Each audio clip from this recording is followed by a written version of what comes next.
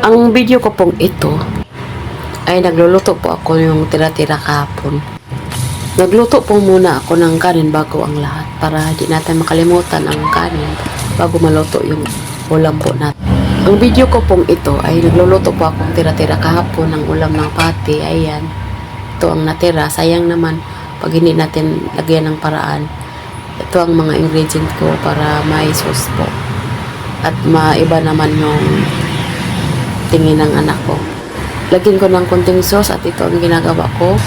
Nag-ano po ako ng onion, white onion, tapos lagyan ko ng asin para hindi naman masyadong matabang. Yung katamtaman lang ka-golden brown. Hindi naman masyadong golden brown.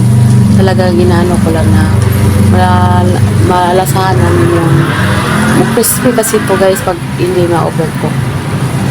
Yung lumalabas lang yung aroma niya. Wow, may aroma talaga. Pinaghalo-halo ko lang siya. Ayan po. Ganito talaga tayong mga nanay, no? Kung may natira, hanapan natin ng paraan para lang maiba yung paningin nila at makain. Ganun talaga, pag may natira at may iinitin or dadagdagan natin ng sabaw, nakasib ako nito sa isang araw ng 350. Kasi yung nabili ko halagang 150 lang din. At ito na po, inahango ko na at nilagay ko na yung mushroom. Hindi ko na tinanggal yung sabaw. Para malasahan talaga nila na may mushroom. At nilagyan ko ng Knorr cubes na beef.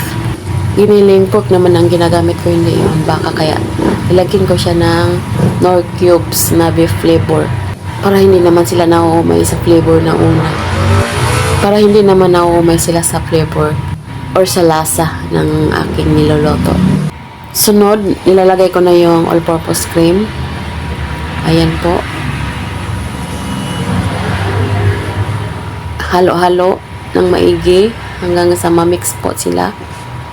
Kasi yung ano ko, stick yung niluluto ko nito po. Di ba yung stick parang may kulay brown siya? Ito masyadong maputi. Maputi na ano, may light brown.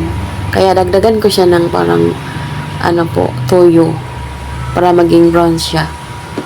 Tansya lang kasi may asin na yung ano ko pati. Halo-haloin lang at mahina ang apoy. At ito na po yung pati kahapon, nilalagay ko na. Di ba marami akong tira oh. Kasi 3 lang kamsing. At gusto mo itong gayahin yung ulam ko at kung may natira-tira kayong naiwan sa bahay nyo, pwede mong anuhan ng paraan para mabago na naman ulit yung tingin nila. Paki-like and share na lang po for the next vlog. Kain po tayo sa niluto ko. Thank you for watching. See you next vlog.